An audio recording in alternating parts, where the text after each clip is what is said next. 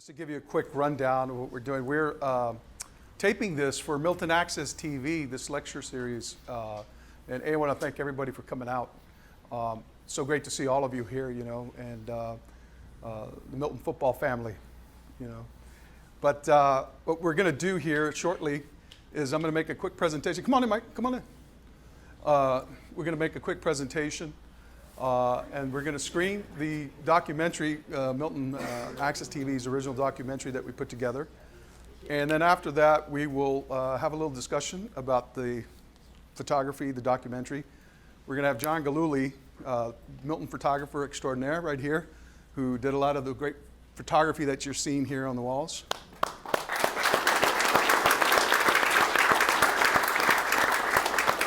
And there'll be some other acknowledgments once we get underway.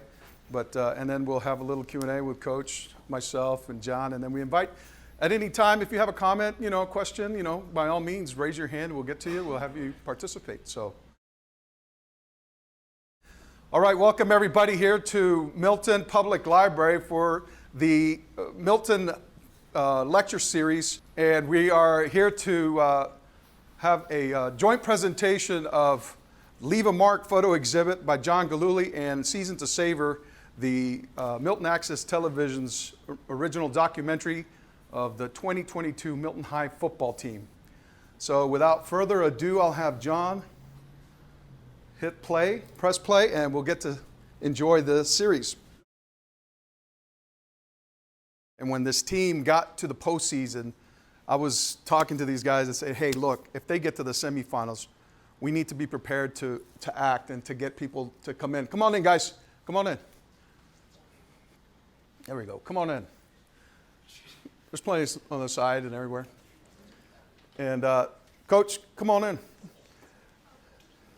Steve Dembowski, everybody, Coach Steve Dembowski. And John Gillooly. All right, fellas. So we're just going to sit here and have a little chat. And once again, I'm Michael Vega, host of Stepping Up to the Plate here on Milton Access TV. And Coach, thanks for being here. John, thank you for participating in this. And as I was talking, trying to share with everyone the impetus for what we saw tonight, it was something I felt deeply about that as this season was unfolding. And it became evident that this was a special group of kids, special group of coaches, and just what a wonderful season it was. And we needed to document it some way, shape, or form in order to preserve it for posterity's sake, mainly for the guys who were living in the moment of it, so that at some point they could come back and reflect upon it and still have those memories fresh, And as I said, although the ending wasn't the way you wanted to go, it wasn't scripted that way. The season brought more joy than sorrow. It really did for everybody involved. And so for me and for everyone at Milton Access TV, whom I have to acknowledge at this moment, Shane Brandenburg, Tom Pilla, Brandon Primo, and first and foremost, Ted Omo, who did a lot of this great editing work that you saw, incorporating the gorgeous photography of Roy Chambers. Roy, thank you very much.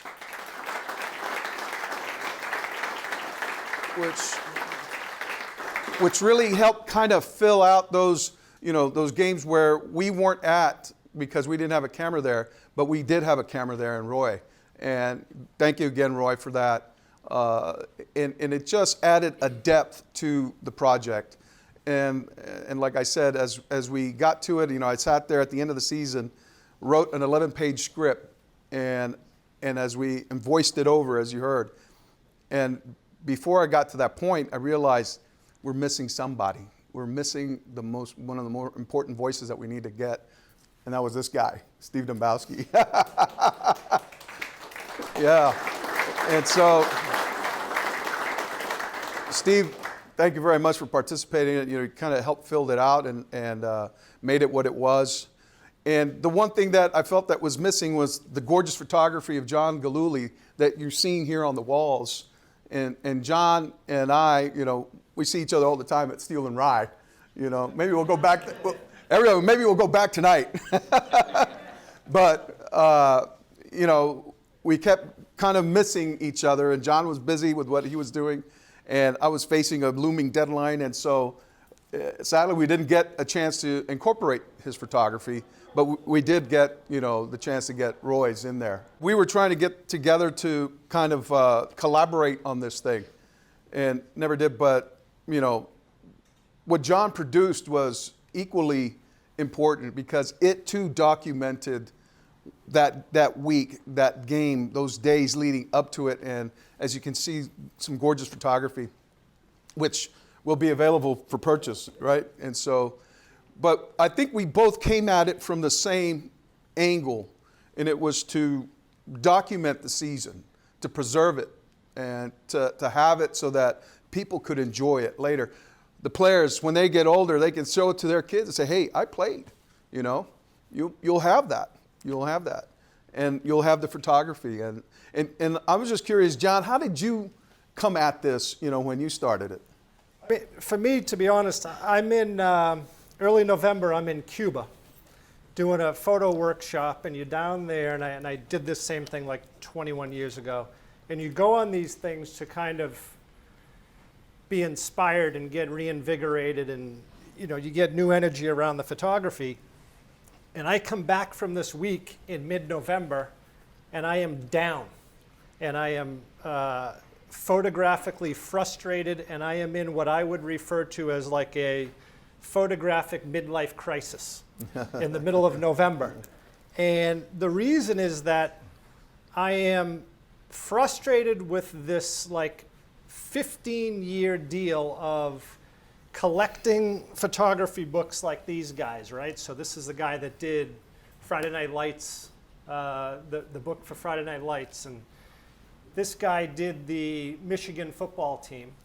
And you have these guys, and I look at these books, and you spend all these years, and you look at them, and you say, if I had gotten the assignment for the Friday Night Lights book, I think that I could have produced a great body of work. And then you look at the Michigan book and you say, okay, if I was on Jim Harbaugh's plane and I had full access to that team for a year, I could produce a great body of work. And you tend to be surrounded by people that, at least in lip service, agree with you. So, but at some point, you have to be honest with yourself and say, you didn't do this book. Robert Clark did.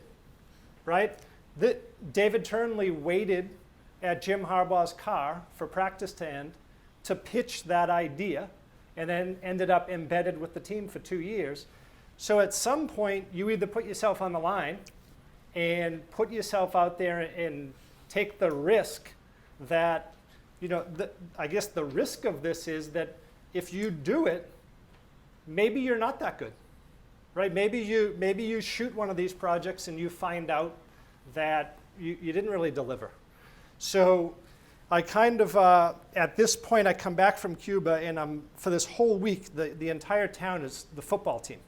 Everything I'm hearing, I go to Steel and Rye 4 days a week, and it's the football team, and I'm at the plate, and it's the football team, and I lunch a lot. So at this point, I kind of, I get the idea, like, this is the project, right? It's in the town. It's something that I can get behind and be passionate about. Like, this is the project that I've been waiting for. And so I kind of, for like 20 hours, you stew over it, and you come up with all these angles and the end products that you could produce and a gallery show at the library. And so I had it all in my mind, ready to go on. I'm excited about it. I remember driving with my son, and I'm in the car, and I'm like, how do you think it would be to embed with the football team for the week and photograph them?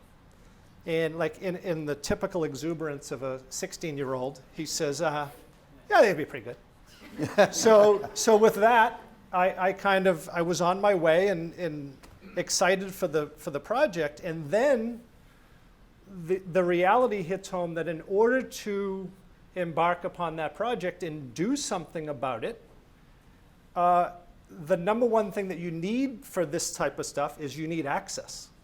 And without access, whether you're, looking at Pete Souza's books with Obama for 8 years. Okay, you have inside the room access, and without it, you cannot do the project. And in this case, the project access was this guy, who does not know me from a hole in the wall, 3 months ago, right? I mean, I don't know if we had ever met, despite the fact that we were 4 years at UMass sport management, probably met him 1,000 times, but we did not know each other. So I kind of, in an effort to make the proposal, but also to kind of flesh the whole thing out in my own mind, I sent him a written proposal to kind of lay out what I thought it could be and the type of images that I wanted to shoot. And I sent that over to him, and we're talking, I want to say Saturday afternoon was when that went in. And thank you, Gerard Miller, wherever you are, he put me in contact with the guy that I didn't know.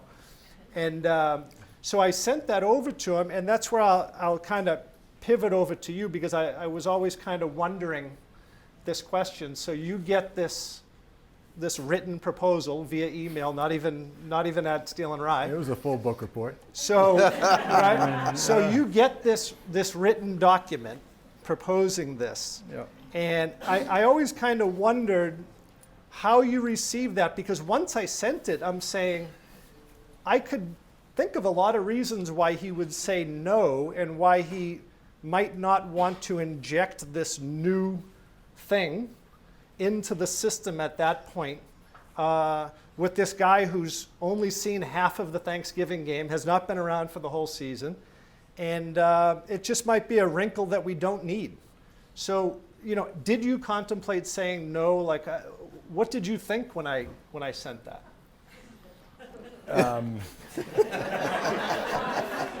You're on the spot now, Dembo. Yeah, right. So obviously Gerard referred you to me, and Gerard produced all of the hype videos and everything around the season. He was the guy who coordinated that. So you came with a good recommendation. But my first instinct is, how much of this time is just going to take away from the preparation? And you just said, I'll be there and don't worry about me and all that. And then I thought more to what Mike said, is that, win or lose, this was a milestone opportunity that we had worked for 8 years to get to Gillette, and for the benefit of the players to have these moments captured, I thought was more important than me being paranoid about distractions in preparation. So I read about maybe 2 or 3 paragraphs of the novel that you sent me, and just said we're going to do it. And I know you came that first Sunday. I think we had a staff meeting at the school that Sunday afternoon. That film session. And a film session. Yeah. We had the players in after Thanksgiving. We did a quick film session on, I believe it was still wrapping up Braintree. And then we had them get a light workout in. Yep. And you followed through from that point forward. And I explained, a lot of the assistant coaches are here, and I explained what you were doing, and not to worry about that guy with the camera. He's a friend, not a foe, and Not from Wakefield. right. And I think from there, I think it just went fine. And obviously the week was full of nice days to practice. The pouring rain day that you captured in a few of the photos, as well as the preparation and what it was like to be. I think to go to Gillette Stadium and watch a game is different than to stand on the sideline and look up, or to actually come through the inside, the bowels of the stadium, to be in there. And at least the kids got to experience the being in the bubble, and then the walk basically through the media entrance of the stadium, and then onto the field, where all of a sudden the lights pop. And I think we captured that in the video. And the thing is that in analogy to what John was doing, we were also planning at Milton Access TV, to seize upon the unique opportunity to get some of these images of the guys walking into the stadium. And that was something that was embedded in my mind, and I tried to impress upon the guys that we needed to be embedded as well. We wanted to get the guys getting on the bus arriving at the stadium, getting as much detail. The scene where they're huddling up right before they break and go out to the field. When they're walking out onto the field, I was there and I was kind of directing our guys, and I'd be remiss if I didn't mention the names of Sean Doyle and Mike Halati, who were both there shooting and have done a lot of the work throughout the course of the season, getting a lot of the footage that you have seen here tonight. And of course, with Roy's help, we were able to, again, fill in the gaps and smooth that out. But the thing that, we sat there, and John, you were reacting a lot to the stuff that was in front of you. We were sitting there like trying to strategize, okay, what shots are we looking for? And I was like imperative. I told the guys, we need to get them coming off the bus or getting on the bus, and we need to get them coming into the stadium, and we did that. And it was the opening shot. That was Mike Galati's shot of the guys coming into the stadium, because when has that ever happened in Milton? And so we have that, and it's there for posterity's sake. And so we were so pleased with that, and it was a labor of love, like it was for John, I imagine, and so much went into it. And, the reaction that we got from a lot of the people here was overwhelmingly positive, about what it was and what it represented. But, when we look at some of these images and some of these were on the reel that John had been playing, some of these great photos that you took, there are a lot of great images that come to mind that, grab you. And what I'd like to do now, if I could, is to find out what of these images that were your favorites. And I have one that John, one of those images that you took just stopped me. It stopped me cold, and it's the one right here on the screen. And the reason it stopped me cold, and it's one of my favorites, is because it's the mass exodus of the team. And you're looking at everyone leave, but one man standing alone on the right, looking back. And he's looking back at what? And it made me study the photo, and I'm going, what's going through his mind? What is he looking at? And I imagine that he must have been looking at something that he seared that memory into his mind, and it's going to be with him for the rest of his life. Good, happy, or bad, but it's there. And I don't know, where's Shane? Shane's here? Shane Olson, number one. There he is. Shane, can you share with me what it was you were thinking when you look back at that photo? Yeah, no pressure. I can't hear you. Go ahead. I guess I was just looking back because, obviously we had a great year, sucked in like that, in the season like that. But obviously that's my last high school game, and I was just kind of taking it all in. It's like Wow. only two teams out of every division get to play there, so it's like even though we lost, I might as well take it all in because a Wow. lot of people say they went to July, but they played. So yeah, I don't know, I was just looking back, just taking everything in because that's the last time I played high school football, but Yeah. July, it's just Uncanny. That's uncanny because that's precisely the conclusion I arrived at in looking at that and trying to read his mind, what was, his last longing look at that image. So that one, John, is one of my favorites, really. And I'm sure it's the favorites of the parents too, right? Coach, what about you? My favorite picture was, I think it's in the hallway of, it's kind of a shot through the huddle, and the Milton crowd is behind. This one. You just, there you go. So Yeah. you can see You can see all of Milton in here. Drew's back and Josh Riccardi here, but the faces in the crowd and just the support that we had that day. Obviously, I know there was a nice pregame party down the road that was well attended by Milton folk, but the support of the student body, the parents, the neighbors, the different people who don't come to games usually, who came, and it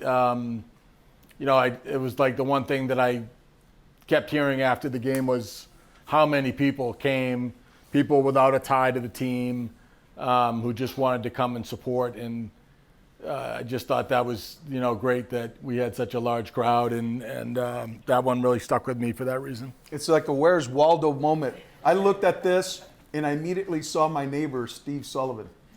I picked him out. He's standing right there.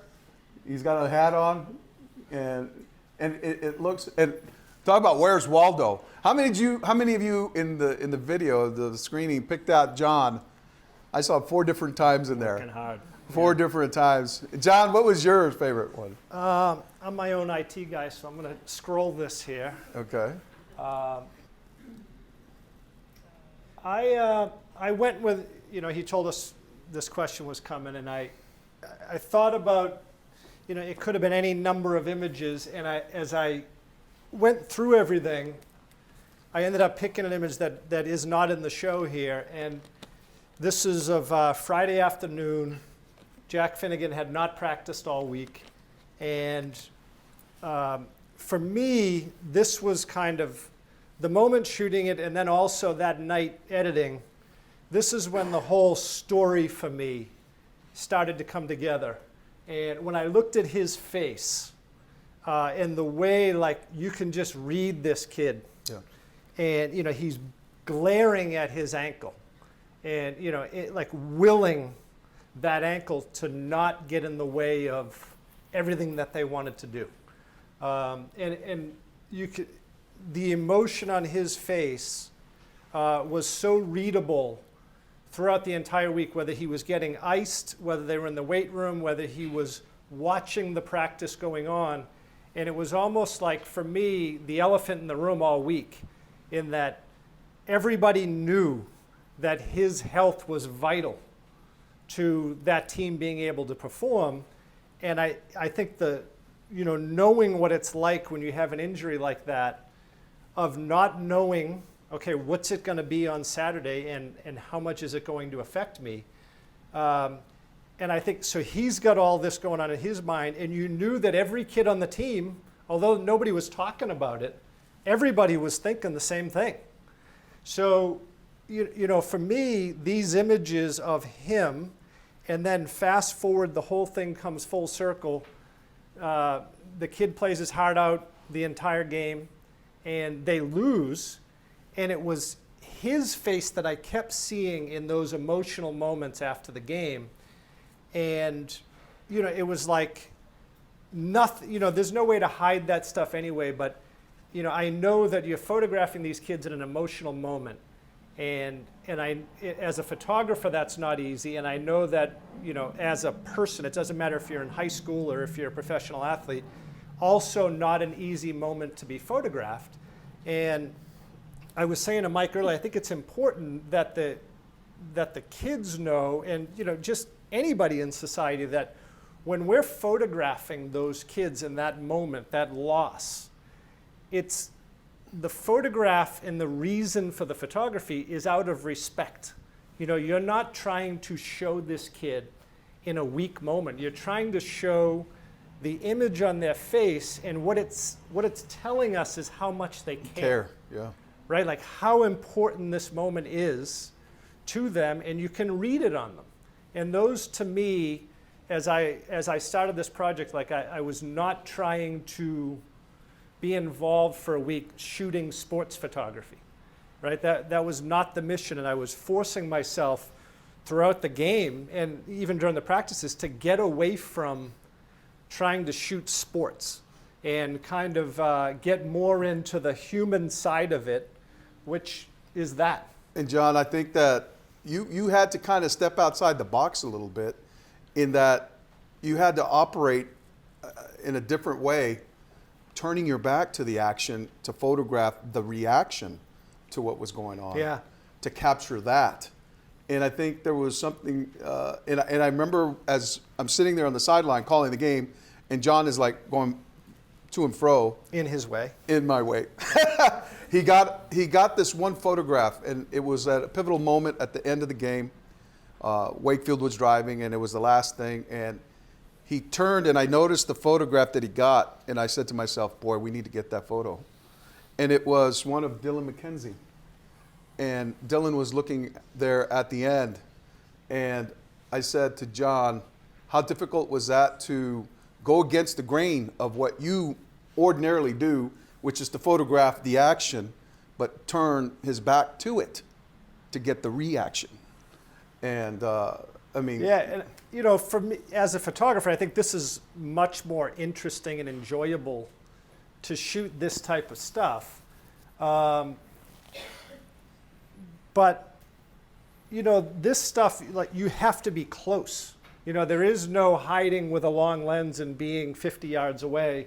Like what you said, you know, you're probably tripping over me in half of these shots, right? Like, you're in there, but that's you kind of have to be in there to have the photograph feel like you're there. well, I counted you about 4 different times in the Yeah. thing there, but Yeah, but and it's I think also, you know, one thing, I was at the previous game shooting for St. Mary's, and so the opposite result, they go there, they win the game, but in a way boring, because you're shooting the usual thing, and when I got into this game, I literally changed the gear, like put away the long lenses and had to force myself on multiple occasions, like, okay, we're not shooting sports the whole time. Like Owen McHugh's great, but we're not shooting the quarterback throwing the ball every time. Like, we need that. yeah, and that's and you know what, that's illustrates, as you mentioned,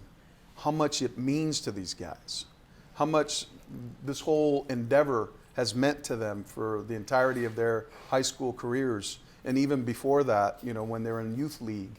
And you know, you look at that photo, and like Shane had mentioned to me, you know, that's the end point, and they arrived at that end point, and it's not to dwell upon their agony, but it's to highlight how much they really cared about what they did, about how much work they put into it, and how hard it was, you know. And I think all of you guys, I applaud you for all that you've done, because when you think about it, it was, you know, a great journey, and you left a mark in this season to Savor. You really did. And that's the thing that we all celebrate here tonight, you know, in doing that. And maybe we'd like to open it up to some questions, John, Coach. Yeah. How about you? Anybody? Anybody like to make a comment, question? Guys, anybody? Henry Fallon, you look over there like you're shifting in your seat. You got a question for us? While he's fidgeting, I do want to, you know, just thank everybody for coming out here too. You know, Yes. it's a great turnout, and I think, you know, it's really great that this project and the images and the documentary, you know, could serve as a catalyst to get this group together one more time.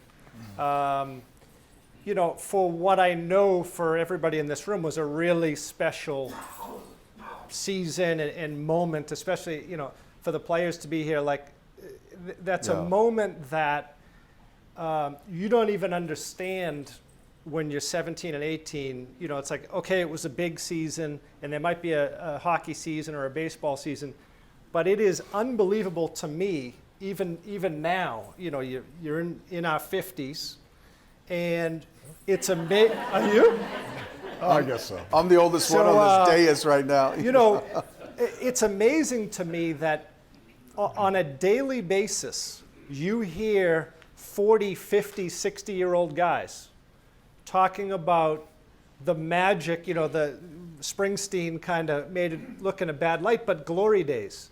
And this season never goes away.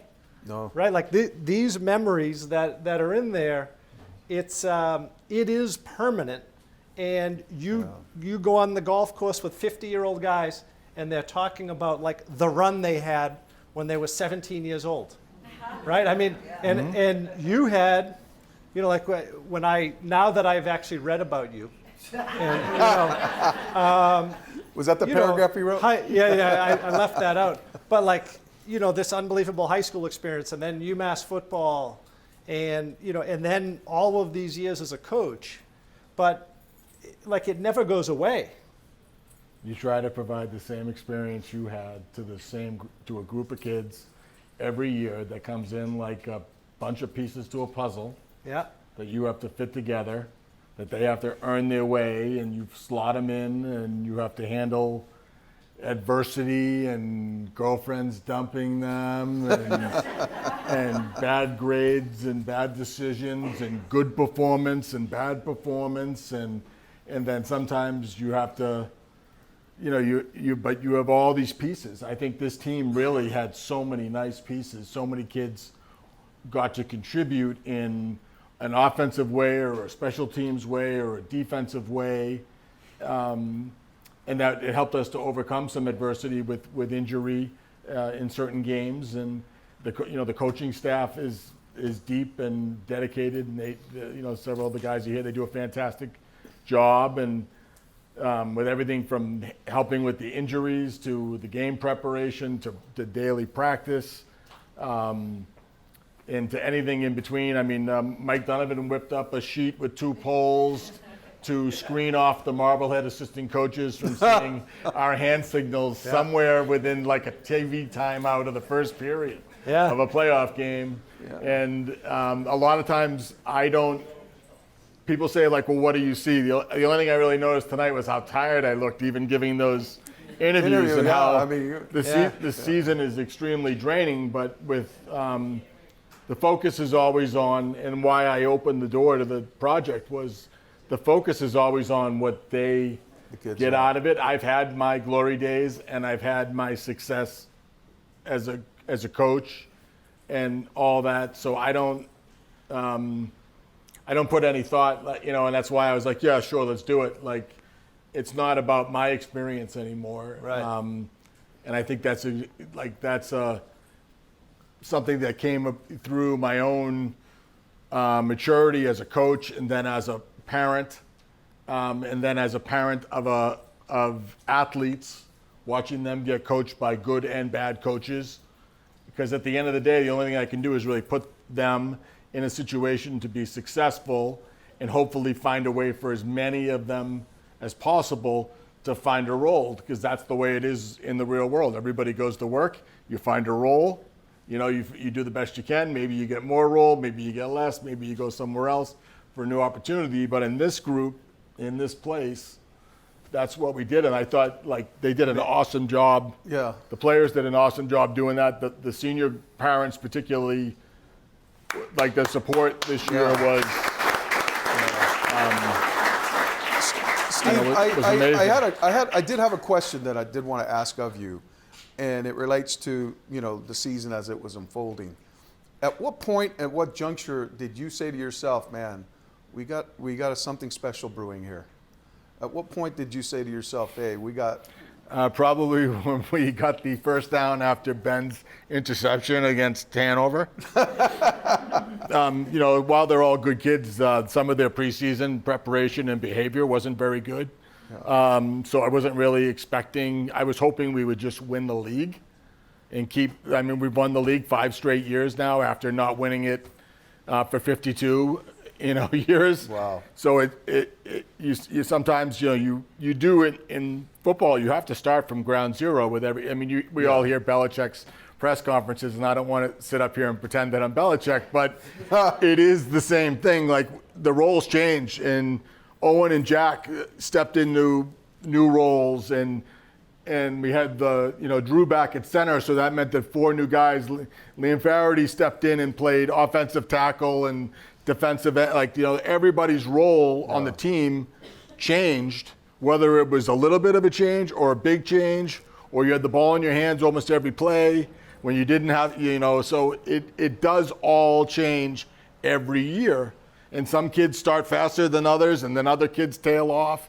And you still have to, when you're making a varsity football team, it's still about the end result, because there are 75 players and 10 coaches that are committed to, let's get the W and we'll go to the next one. But that's the... And a lot of the success, though, Steve, too, is rooted in the continuity of your staff.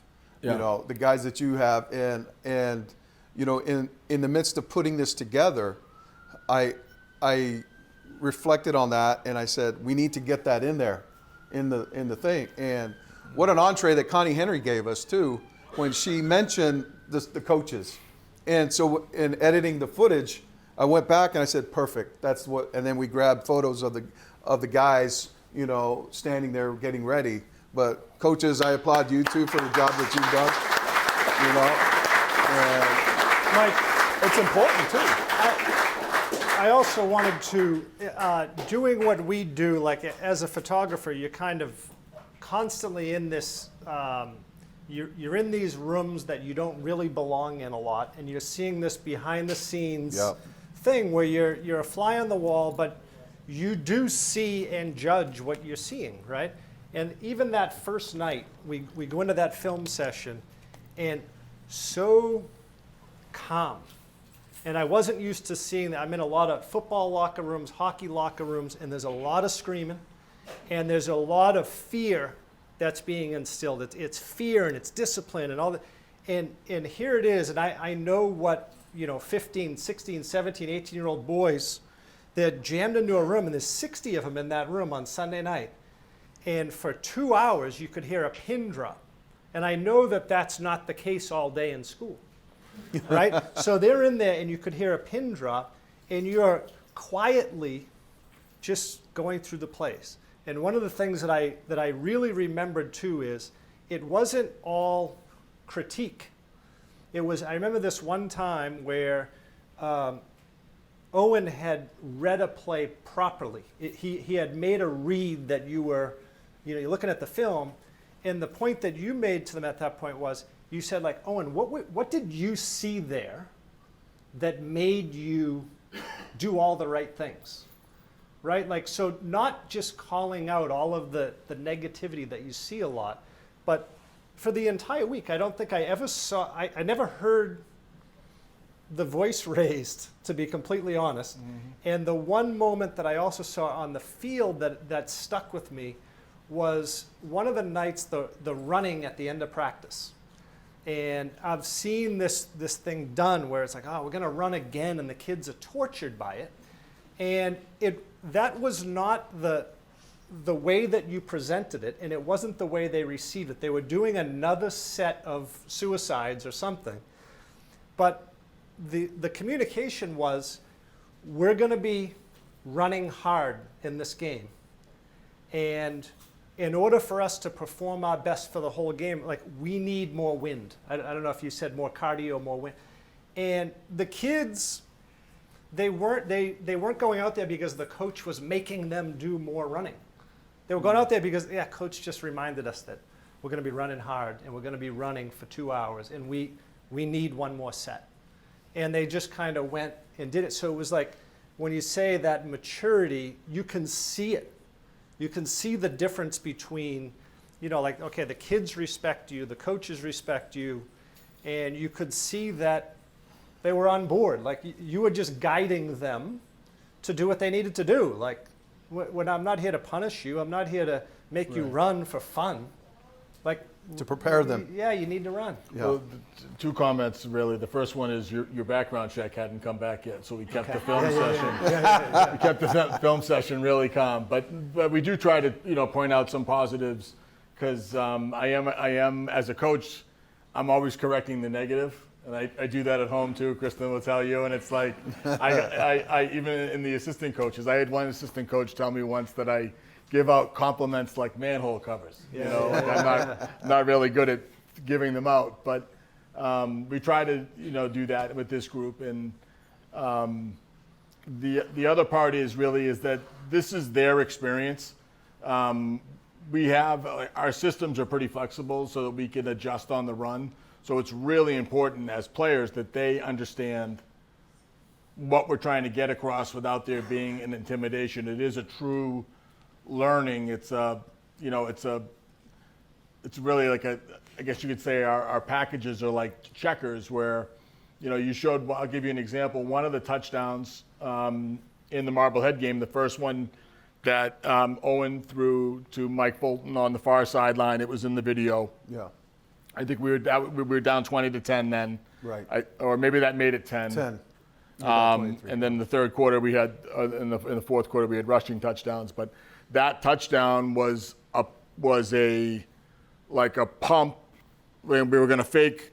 I was giving Owen the green light to pump a pass to Dylan or to Luke, and then really take a peek down the field for Michael. And we hadn't run that or talked about it as part of the game plan, but we had done that in the 7-on-7 stuff. We'd done that for several years, and because of their preparation, I'm able to call the play, give the double move signal, and those two are on the same. Everyone else really doesn't matter, but those two were on the same page, and that's just because of the way that we coach and communicate to them and give them the flexibility to do that. And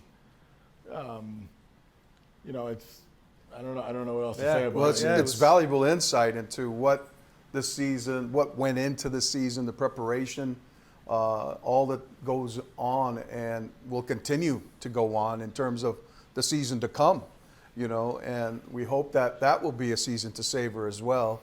Have to get a new name. I'm going to work that one, Season to Savor 2, the sequel. But it was a labor of love, Steve, for all of us involved. And for thanks John. for saying yes. And There you go. And I want to thank this guy for being Thanks, man. such a great guy, man. Well, I guess we'll wrap it up there. If there's no questions or comments or anything anyone wants to contribute, happy to entertain it. Who's that back there? Mike Fulton. Come on up. Stand up. Let me hear what you got to say. I just want to thank Coach Hunt and Coach Phelan. Every morning in the summer, 6 a.m. they were there. And There we go. Very nice. Very nice.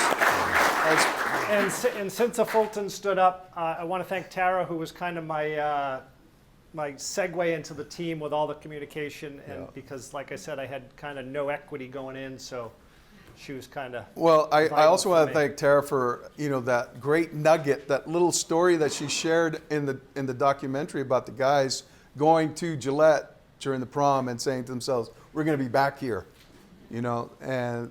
When I went through, I said, "That's got to get in there. That's got to get in there," and it did, and it was awesome to see that. And I don't know, I really enjoyed this season. I enjoyed participating and being able to call some of the games, called Thanksgiving, and it's as I said, a labor of love for me, as it is for John and certainly for Coach, and what is gratifying is to see all of you. To see everyone here who is a part of it, who's connected by it, who is enjoined by it, and that we are all a part of it, and that we continue to be, and we will look forward to the season that comes. So thanks again, Coach. Thank you. Thank you to everybody here. All right. All right. Thanks for coming. That was great. Great.